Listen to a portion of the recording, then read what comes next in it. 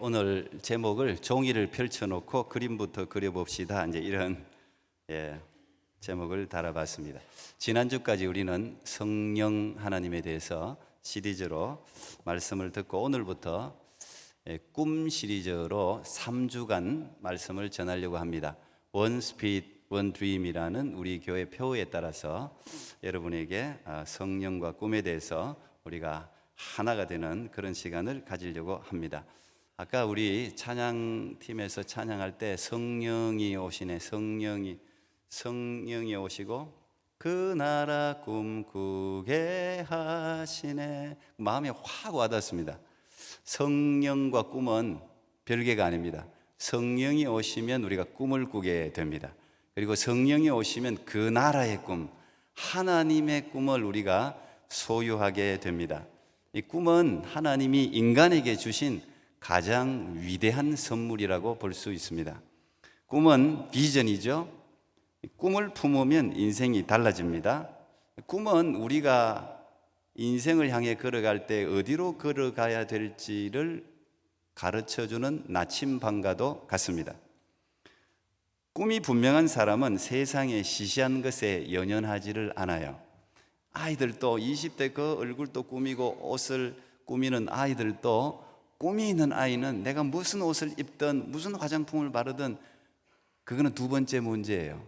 자기 꿈이 우선이더라고요. 꿈을 딱 품으면 아이의 삶이 달라지는 걸 저는 여러 번 봤습니다. 꿈이 있는 사람은 방탕한 삶을 살 수가 없습니다. 허랑방탕하게 시간을 소유하지 않게 됩니다. 꿈이 분명한 사람은 고생을 해도 그걸 고생으로 여겨지지가 않아요. 내 꿈이 있으니까 내가 좀 힘들어도 나중에 그 꿈의 성취를 보면서 이 고생을 이겨나가는 모습을 여러 번 우리는 볼 수 있습니다. 성경의 꿈쟁이, 꿈꾸는 자, 드리머라고 불리우던 요셉, 제가 다음 주도 요셉 이야기를 이어갈 텐데 요셉도 마찬가지였죠. 지금도 아마 여러분 가운데, 여러분의 자녀들 가운데, 이 땅 가운데 겉으로 보면 보이지 않지만 마음속에 불같은 꿈을 가지고 있는 사람들이 이 세상을 결국은 바꿉니다. 변화시키게 되어 있습니다. 그들은 자신의 시간을 낭비하지 않지요. 어느 목사님이 칼럼에 쓰신 내용인데, 미국 사람들이 두려워하는 것은 세 가지: 핵무기, 자존심 건드리는 거, 장모님을 두려워한다고 그래요. 그제 왜 그런지 잘 모르겠어요. 하여튼 세 가지 두려움. 프랑스 사람들은 마피아, 나폴레옹, 그 다음에 땅 주인, 지주들을 두려워한답니다. 그러면 우리 성도들이 두려워해야 될 세 가지는 뭐냐? 그걸 이제 그분이 질문을 하면서 적어놨더라고요. 마음에 와닿았습니다. 성도 여러분들 뭘 두려워하세요? 이분하고 같은지 한번 보세요. 첫째, 성도들이 두려워할 것. 악한 마귀의 유혹에 넘어가 믿음의 길에서 탈선하는 것을 두려워하라. 두 번째, 인생을 다 살고 죽은 후에 과연 어디에서 깰 것인가를 두려워하라. 죽었는데 깨보니까 지옥이다. 이러면 이거 두려워할 일입니다. 그걸 두려워해라. 세 번째, 아무런 목적 없이 살다가 무의미하게 죽는 것을 두려워하라. 이렇게 적어놨더라고요. 사람에 따라 조금 내용이 다를 수는 있겠지만 세 가지 내용이 제 마음에는 다 와닿았습니다. 그렇습니다. 우리가 정말 두려워해야 될 것은 목적 없이 사는 삶, 꿈 없이 사는 삶, 방향을 잃어버리고 사는 삶. 꿈이 없는 삶은 마치 망망대해, 이제 앞으로 이제 바다가 점점 더 넓어질 거라 그러잖아요. 지구의 온난화 때문에 땅들이 바다로 되는 시간들이 점점 지금 늘어나고 있다 그러는데, 이 망망대해에 떠 있는 배가 목적지를 잃어버렸다 생각해 보세요. 계속 같은 곳을 여기도 거기 같고 여기도 거기 같고 여기도 거기 같고, 그 배를 인도하는 건 뭡니까? 나침판이에요. 등대예요. 나침판이 없다면 목적을 잃어버리고 그 배는 분명히 침몰하고 말 것입니다.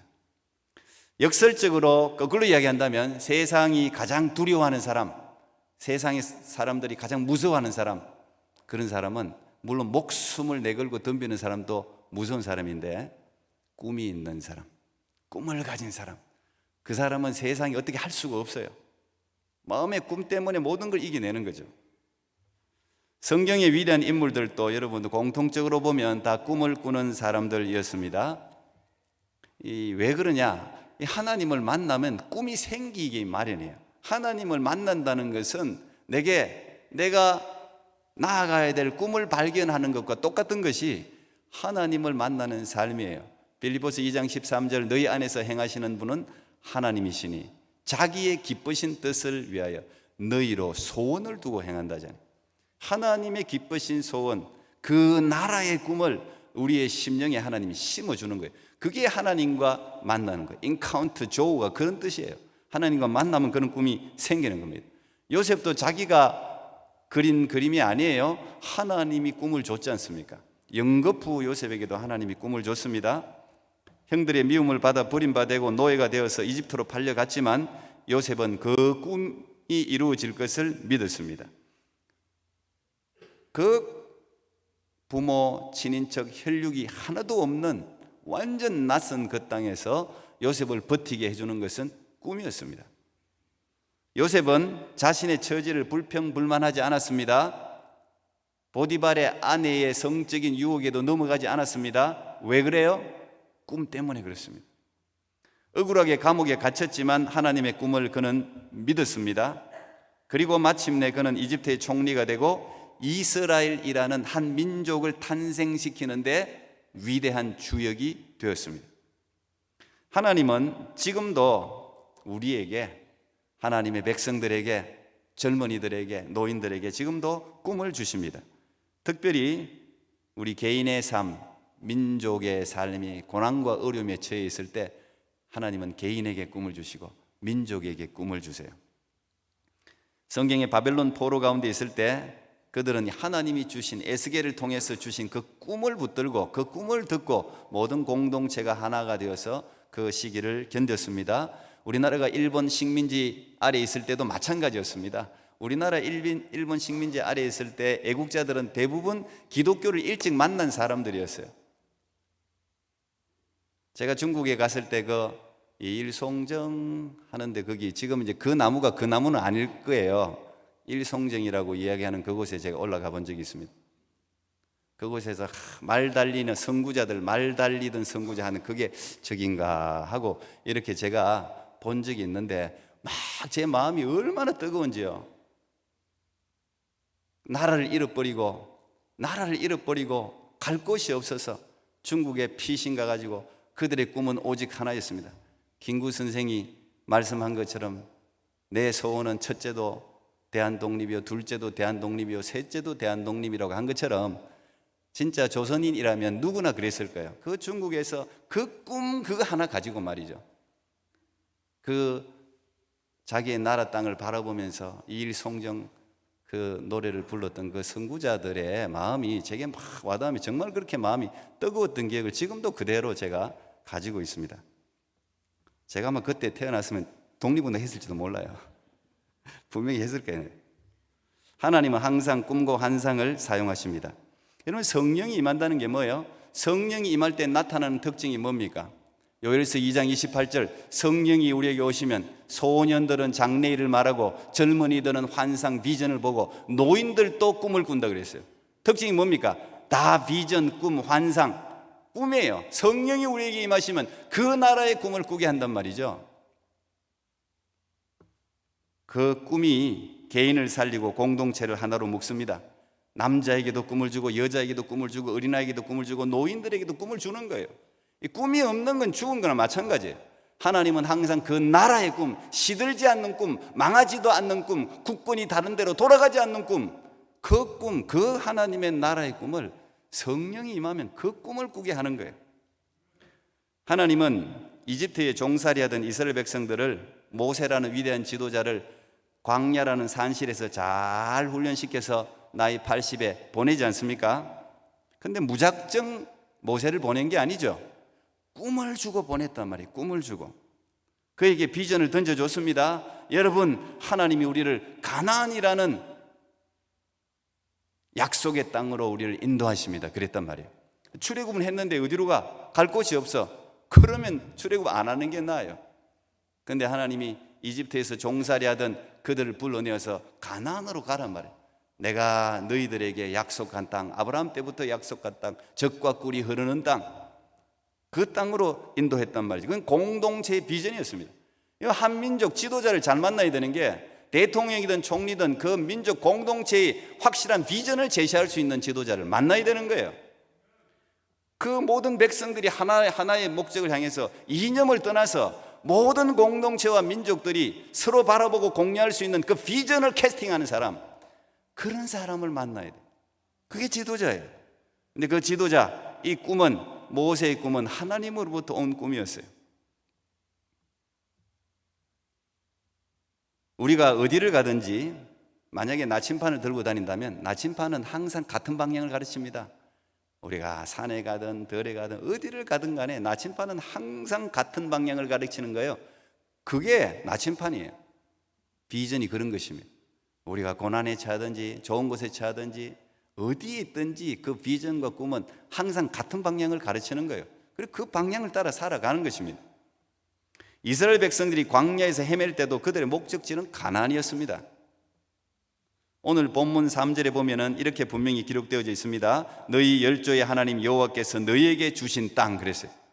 여호수아가 그들을 실로 성전에 모아놓고 너희 열조의 하나님 여호와께서 너희에게 주신 땅, 이 땅은 누가 준 거라고요? 하나님이 줬단 말이에요. 하나님이 그들 가슴 속에 꿈으로 심어줬단 말이에요. 근데 하지만 여기서 우리가 꼭 기억해야 할 사실이 있습니다. 하나님이 우리에게 땅을 주세요. 근데 이 땅은 스스로 밟아야 되는 땅이에요. 하나님이 우리를 사뿐히 안아가지고 그 땅에 쏙 넣어주는 게 아니란 말이에요. 이것이 성경이 우리에게 가르쳐주는 원리입니다. 정복 전쟁은 스스로 해야 합니다. 하나님이 입에까지 떠먹여주지 않습니다. 비와 햇빛은 하나님 영역이에요. 비와 햇빛은 우리가 내리게 할 수 없는 거예요. 비와 햇빛은 하나님이 내려주시지만 땅은 누가 갈아야 돼요? 우리가 갈아야 되는 거예요. 땅은 우리가 개간해야 되는 거예요. 그래서 17장에 보면 너희가 개척하라, 여호수아가 계속 이야기하는 게 불평 불만 갖지 말고 너희가 개척하라, 너희가 클리닛, 너희들이 개척해라, 개간해라. 잡초는 우리가 뽑아야 돼. 하나님 잡초도 뽑아주세요. 그러면 다 죽어. 다른 열매까지 다 죽어요. 잡초 뽑아주세요 그러면 가뭄을 내리면 다 죽어요. 우리가 해야 되는 거예요. 만나는 하나님이 내려주시는 영역입니다. 그죠? 만나를 어떻게 사막에서 우리가 만들어낼 수가 없어요. 하나님이 만나를, 상상도 못한 만나를 하늘에서 내려주셨어요. 그런데 거두기는 누가 거둬야 돼요? 이스라엘 백성들이 거둬야 되는 거예요. 만나도 내려주는데 입 딱 벌리고 하나님 먹이도 주세요, 요리도 해주세요. 근데 오늘날 신앙을 그렇게 착각하는 사람들이 많이 있어요. 하나님의 영역과 인간의 영역이 있는 거예요. 그래서 인간이 하나님이 분명히 약속하셨기 때문에 우리가 행하기만 하면 가나안 땅은 무조건 주시는 거예요. 여러분 여호수아서를 보면 정복 전쟁이 그들이 뭐 힘쓴 게 별로 많이 없지 않습니까? 하나님이 다 했잖아요. 그들이 믿음으로 나가기만 하면 그냥 하나님이 다 무찔러 주셨어요. 그들이 힘으로 한 게 크게 많이 없어요. 그렇지만 그들이 한 건 있죠. 하나님이 약속의 말씀을 붙들고 나간 거예요. 일단 나가고 부딪히는 건 우리가 해야 되는 거예요. 그 다음에 하나님이 도우시는 거죠. 그래서 우리의 영역에 우리가 최선을 다할 때 기도하게 되잖아요. 그리고 하나님을 경험하게 되잖아요. 그런 경험을 통해서 하나님의 살아계심을 확인하고 믿음이 성장하지 않습니까? 다 해줄 수 있지만 하나님은 그걸 해주지 않는단 말이에요. 우리를 위해서. 이 땅에서 크리스찬의 삶이 이와 같습니다. 하나님의 말씀, 하나님이 이미 모든 걸 다 언약하셨습니다. 약속하셨어요. 단지 우리가 이 언약의 말씀을 우리의 마음에 받고 이 믿음대로 실천하면서 살아가는 것입니다. 떡으로 사는 것이 아니라 하나님 입에서 나오는 말씀으로 사는 것이다 라고 예수님도 우리에게 말씀하셨습니다. 이거를 우리가 그냥 말씀만 읽으면서 사는 것이라고 오해하면 안 되겠죠. 당연히 떡으로 사는, 떡을 안 먹고 그냥 말씀만 먹나 보다, 이런 걸 이제 무식한 그리스도인이라고 그러죠. 하나님의 말씀으로 산다는, 말씀만 읽으며 살라는 말이 아니라 말씀에 나오는 대로, 기록한 대로 순종하면서 실천하라는 이야기죠. 가이드는 이미 다 줬고 이걸 그대로 내 살면서 믿음으로 실천하며 살 때 내가 너희에게 하늘에 복을 쌓을 것이 없도록 부어주신다고 약속하고 있지 않습니까? 비전은 누구나 받을 수 있어요. 누구나 또 입으로 그냥 그럴듯한 비전을 선포할 수는 있습니다. 그러나 성취는 아무나 하는 것이 아닙니다. 여호수아의 지휘 아래 그들은 가나안 전쟁을 7년 기간 동안, 여러분 지금 우크라이나도 이제 2년인데 저것도 온 세상, 우리도 지금 얼마나 참 빨리 끝나기를 바라지 않습니까? 근데 가나안 전쟁, 정복 전쟁을 7년이나 치렀어요. 지칠만도 하죠. 피곤할 만도 합니다. 우리가 이 여호수아서를 보면서 기억해야 될 영적 원리가 하나 더 있는데, 여호수아뿐 아니라 성경 모든 것에 나오는 원리입니다. 전쟁 힘든 일입니다. 목숨을 각오하면서 덤벼야 되는 게 전쟁이에요. 전쟁이 이 땅에서 일어나면 안 되죠. 근데 어쨌든 이건 하나님께서 정복하라고 했기 때문에 가나안, 이스라엘 모든 백성들이 가나안 족속들과 지금 전쟁을 합니다. 근데 이 전쟁을 할 때는 다른 거 신경 쓸 여가 없잖아요. 다른 게 보이지도 않아요. 이게 가장 힘든 일이라고 생각합니다. 이 전쟁만 끝나면 그 다음부터 그냥 태평성대가 이루어질 것이라고 생각합니다. 그런데 기독교인들은, 믿음의 사람들은 전쟁도 힘든 일이지만 더 힘든 건 전쟁 후입니다. 언제나 유혹과 시험은 큰 일을 마친 다음에 일어나요. 그래서 우리가 큰 일을 할 때는요, 딴 여가 할 거 잘 뭉쳐요. 잘 뭉쳐서 그거 해야 되니까, 우리 모두 공동의 목적, 동일한 목적이기 때문에 그게 막 뭉쳐서 하는데, 끝나고 나서가 문제란 말이에요. 항상 끝난 후를 계획하는 지도자가 많이 없어요. 일단 그 목표 달성까지만 계획을 한다고요. 그런데 크리스찬이나 세상 사람들도 비슷할 거예요. 모든 문제는 끝나고 난 뒤 생겨요. 전쟁이 지금 하나님의 명령대로 완수하지는 못했어요. 가나안 족속 다 쫓아내라 그랬는데 결국 다 쫓아내지 못했어요. 이런저런 이유와 핑계를 대면서 다 쫓아내지를 못했기 때문에 그 남아있는 가나안 족속이 결국은 이스라엘 백성들이 자기 자녀들, 자기 아들, 자기 손주들을 괴롭히는 적이 되죠. 걸림돌이 되고 가시가 되죠. 남겨놓은 족속들 때문에 다 사사기 350년이 와버리지 않습니까? 고생을 엄청나게 했어요. 하여튼 하나님이 뭘 시키면 끝까지 완전하게 완수해야 돼요. 90%의 순종은 순종이 아니라 그러잖아요. 100% 순종을 해야 되거든. 근데 이때는 가나안 7년 전쟁했는데 100% 순종하지 못했어요. 근데 이제 전쟁이 거의 그래도 땅을 다 차지했습니다. 그런데 생각지도 않는 문제가 생겨요. 이제 땅을 다 정복하고 난 후에 12지파에게 이제 분배하는 이야기가, 분배가 더 오래 걸려요. 그런데 분배를 하다 보니 인간의 욕심은, 잠재되어 있는 본질상 진노의 자녀의 그 죄악은 항상 숨겨져 있습니다. 우리가 완전하게 이걸 해결하지를 못해요. 그러니까 욕심이 있는 거죠. 땅, 너는 여기 땅 차지하고 여기 땅 차지하고 했는데, 벌써 그 여호수아가 에브라임 지파인데 자기 지파 사람들부터 벌써 불평불만입니다. 요셉도 와서 불평불만이고, 므낫세도 뭐 사람들이 한마디씩 하는 거예요. 여기 살라 그랬는데 가보니까 어때요? 그때는 안 보였어. 전쟁할 때는 안 보여. 근데 이제 편안할 때 자세히 보니까, 아, 이거 돌이 너무 많네, 땅에. 물이 잘 안 나오네. 산이 너무 많네. 농사 짓기 좀 어렵네. 주위에 보니까 가나안에 철병거로 무장한 좀 센 놈들이 너무 많이 주위에 많네. 이런저런 불평을 하면서 지금 여호수아에게 불평이 막 터져 나옵니다. 여러분, 공동체가 가장 조심해야 될 게 이거예요. 공동체의 비전을 이루는데 가장 큰 적은 불평입니다. 불만입니다. 불평, 불만은 확산돼요. 항상 거기서 바로 꺼뜨려야 되는데, 불평, 불만은 언제나 입에서 제일 맛있는 말이 불평, 불만, 남 원망하고 남 헐뜯고 하는 게 맛있는 거예요. 그래서 빨리 퍼지는 거예요. 오늘 이게 퍼지기 시작했어요. 지금 벌써 자기 에브라임 지파, 자기 형제들부터 벌써 이야기를 하는 거죠.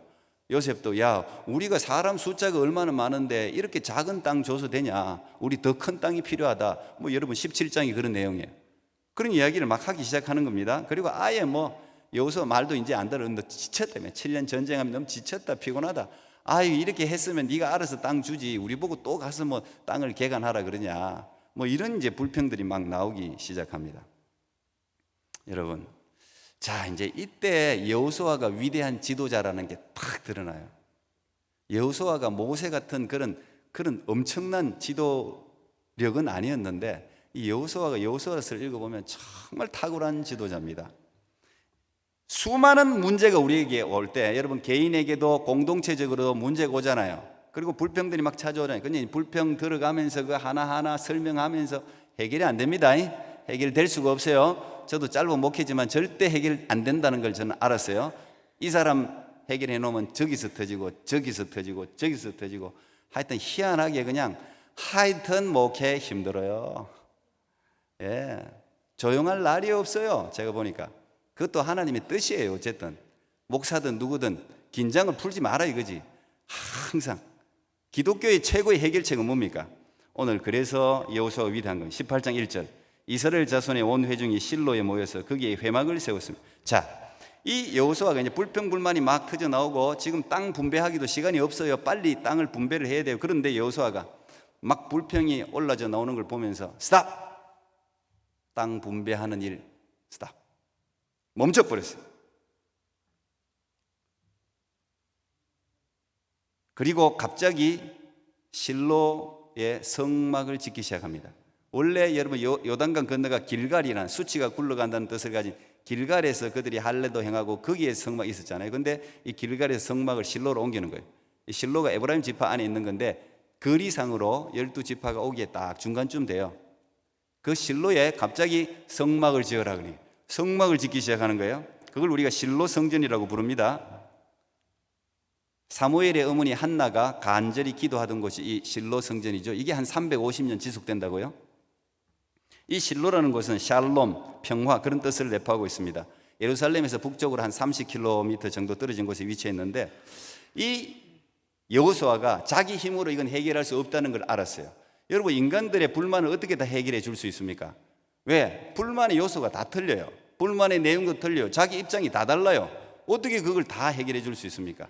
그래서 여호수아가 깨어있는 지도자예요. 영적으로 깨어있는 지도자예요. 여호수아에 보면 여호수아가 기도하는 장면이 정말 많이 등장합니다. 느헤미야도 마찬가지고 하나님의 사람들은 언제나 문제 앞에서 항상 기도했어요. 기도. 아 그렇구나. 지금 이건 하나님이 해결해 주셔야 된다. 그리고 실로 성막을 짓고 전부 실로 성전을 모으는 거예요. 그리고 하나님의 약속을 다시 상기하는 거예요. 우리가 어떻게 지금 이 자리에 이렇게 있는지를 다시 생각해 봐라. 하나님이 주신 약속의 땅, 하나님이 주신 땅이다. 우리가 전쟁할 때 생각해 봐라. 너희들이 여리고성을 무너뜨릴 때 너희들이 피 한 방울 흘렸니?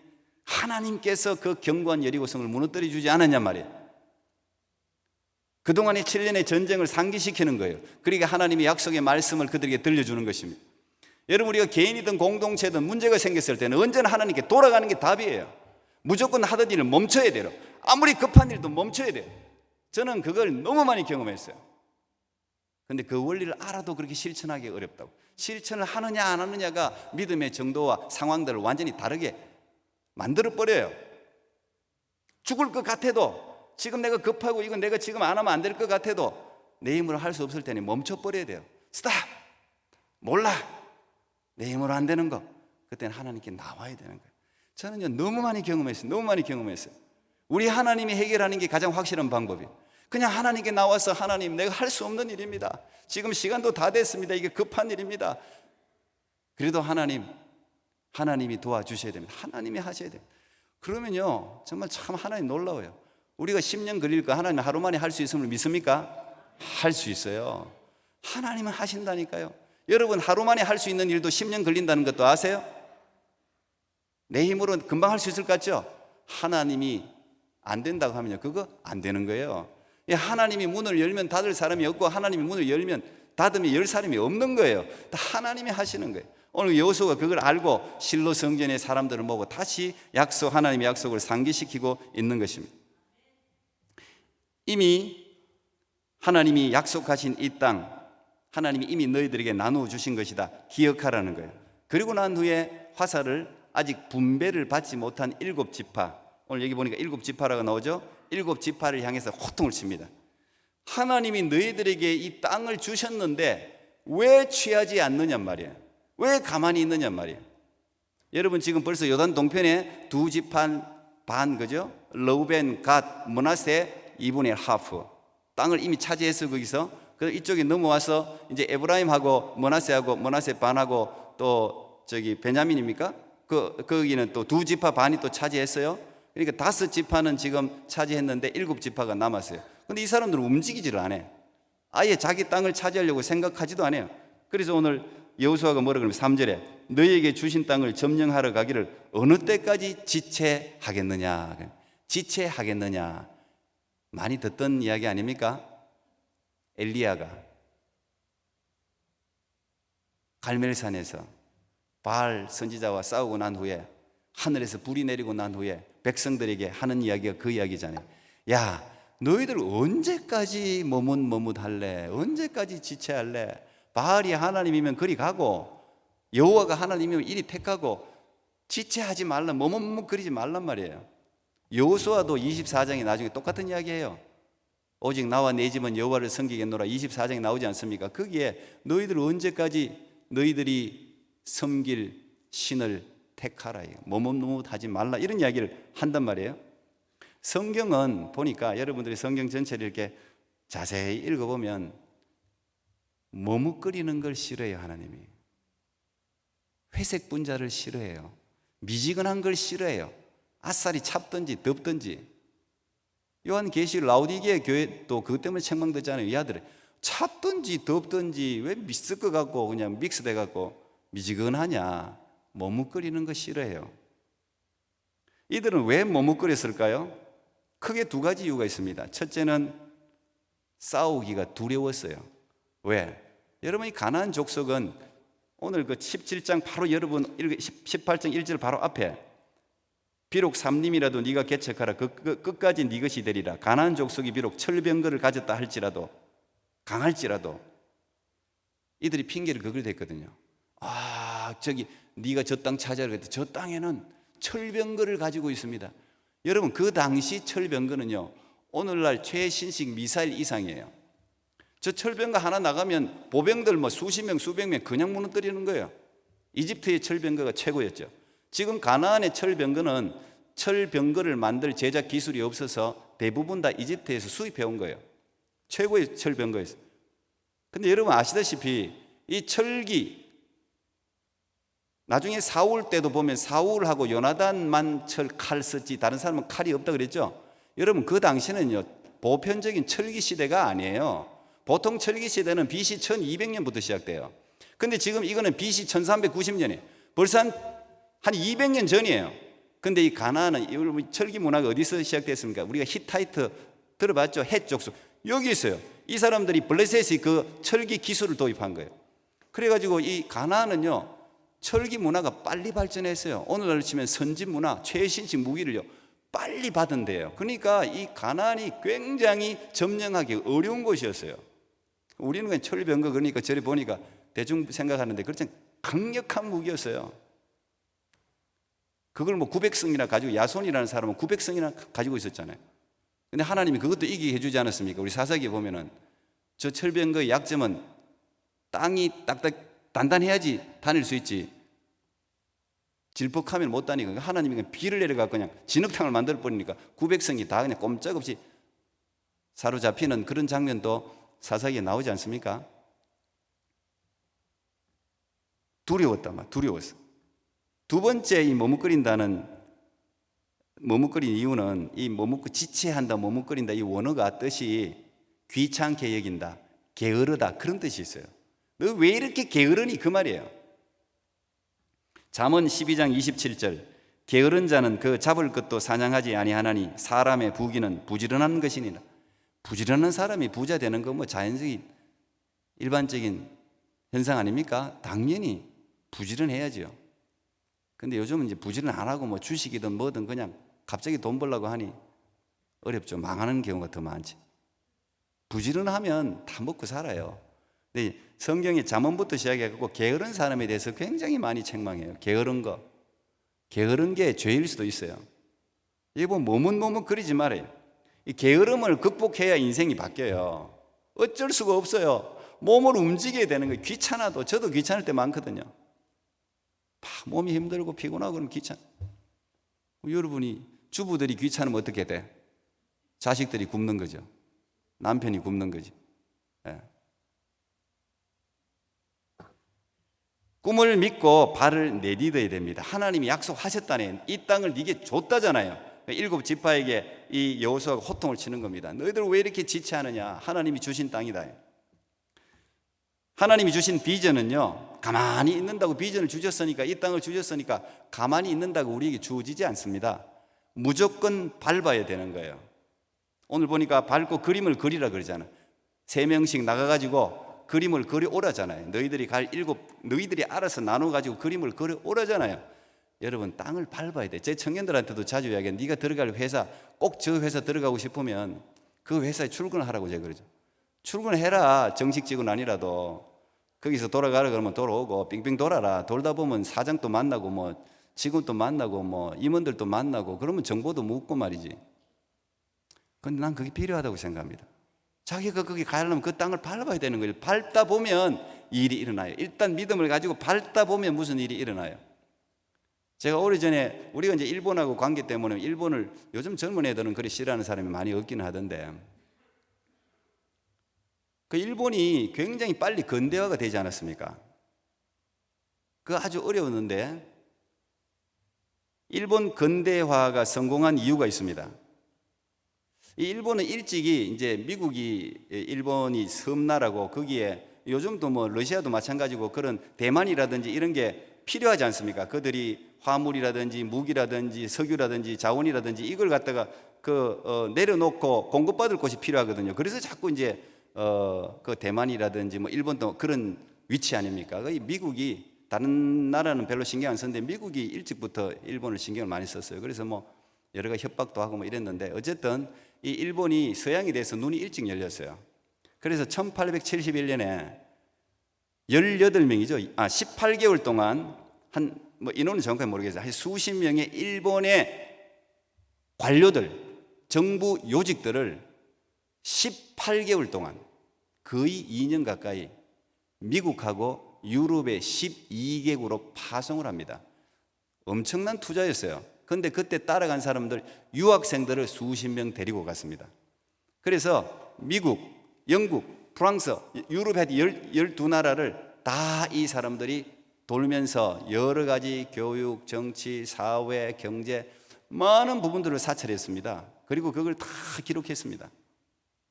저기 여러분들 보는 데서 오른쪽에서 두 번째가, 제가 아는 사람도 저 사람밖에 없더라고. 이토 히로부미. 이토 히로부미가요, 일본에서는 영웅입니다. 사실 굉장히 일찍 깬 사람이에요. 영국 런던 대학교 나온 사람이고요, 영어도 일찍부터 잘한 사람이고, 그래서 저 때가 32살인가 그래요.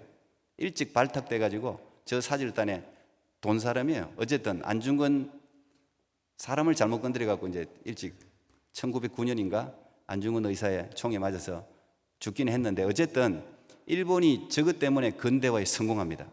저때 다닌 사람들이 다 다녀보니까 자기들이 우물한 개구리거든. 그걸요, 근데 바로 돌아오자마자 저 고위 관료들이 교육을 혁신하고 사회를 혁신하고 정치를 혁신합니다. 바로 도입했어요. 처음에는 굉장히 반발이 많았는데 그게 정착했어요. 우리나라가 일본 교육이 우리나라가 일본 영향을 많이 받았잖아요. 소학교, 중학교 의무 교육이 저 때부터 시작된 거예요. 소학교, 중학교, 대학교를 외국에 나가보니까 주권이 국민들에게 있다 하는 사실을 알고 계몽운동하고 엄청나게 했습니다. 그래서 일본이 지금 어쨌든 간에 선진국 대열에 지금 올라가 있는 거예요. 여러분, 뭐든지 밟아야 되는 거예요. 우리에게 비전이 있으면 밟아야 되는 거예요. 가서 밟다 보면, 가서 부딪히다 보면 아이디어가 떠오르고 우리 안에 있는 비전이 더 불이 붙는 경우도 있고 불이 죽는 경우도 있어요. 하여튼 부딪혀 봐야 돼. 그래야 내 은사도 아는 거예요. 여러분, 세상 사람들도 일을 하다면 하나님의 비전도 분명하지 않습니까? 우리가 믿는 게 있다면 믿는 바를 선포하고 행동을 해야 되는 거예요. 믿음은 바라는 것들의 실상이요, 보지 않는 것의 증거라 그랬잖아요. 진짜 우리가 믿는다면 믿는 대로 행동해야죠. 믿음 따로 행동 따로. 그래서 욕먹는 거예요, 기독교인들이. 내가 하나님이 주신 믿음을 진짜 믿는다면 믿음대로 행동을 해야 되는 거예요. 그리고 그 믿음의 행동이 하나님의 능력을 가져와요. 우리가 믿음대로 행동할 때, 제사장들이 요단강을 발로 밟았을 때 요단강이 갈라진 거지, 언제 갈라지나 하나님이 주신다고 했는데 아마 그들이 10년 동안 안 갈라졌을 거예요. 아마 믿음으로 하나님 주셨으니까 요단강을 밟았을 때 갈라졌습니다. 이스라엘 백성들이 불평만 가지고 여리고성을 쳐다보고만 있었다면 여리고성은 무너지지 않았습니다. 하나님이 돌아란 말이에요. 돌아란 말이에요. 이 성을 우리에게 주셨느니라. 돌았단 말이에요. 도는 게 아무것도 아닌 것 같죠? 아닙니다. 믿음의 행진은요, 능력, 그 자체로 능력이 있는 거예요. 순종은 언제나 기적의 밑거름입니다. 말씀과 순종이 만날 때 항상 기적이 일어납니다. 하나님이 일하는 모습을 여러분 창세기부터 쭉 보십시오. 하나님 무작정을 막무가내로 일하는 분이 아니에요. 하나님은 항상 마스터 플랜을 갖고 계세요. 딱 순서대로. 천지 창조만 봐도 여러분 그냥 만든 게 아니잖아요. 인간을 제일 첫날에 만들어 버렸으면 어떡할 뻔했어요. 다 하나님이 빛부터 다 순서대로 만들잖아요. 하나님은 일할 때요 다 질서대로 일하는 거예요. 그냥 일하는 것 같아도 절대 멀리 내다보고 일하는 거예요. 손흥민 선수의 아버지 손정웅 아버지가 요즘 뭐 뜨지 않았습니까? 자기 아들 때문에. 근데 그 아들이 왜 떴어요? 그 아버지가 진짜 혹독하게 훈련을 시킨 거예요. 항상 그 사람이 제일 좋아하는 거는 항상 멀리 내다보는 거예요. 지금 여기에 우승하고 웃는 게 중요한 게 아니라 멀리 내다보는 거예요. 그래서 기초 체력 훈련을 그렇게 많이 시킨 거예요. 슛도 몇 살 될 때까지는 슛도 안 시켰다 그러잖아요. 계속 훈련만 시켜. 우리가 이런 게 필요한 거예요. 기초가 탄탄해야 되는 거예요. 우리 어른들이 왜 자꾸 넘어지냐? 신앙생활 10년, 20년, 30년 해도 왜 자꾸 제자리 걸음하느냐? 기초가 약해. 너무 약해, 기초가. 우리는 빨리 모든 걸 습득하고 싶어 하거든요.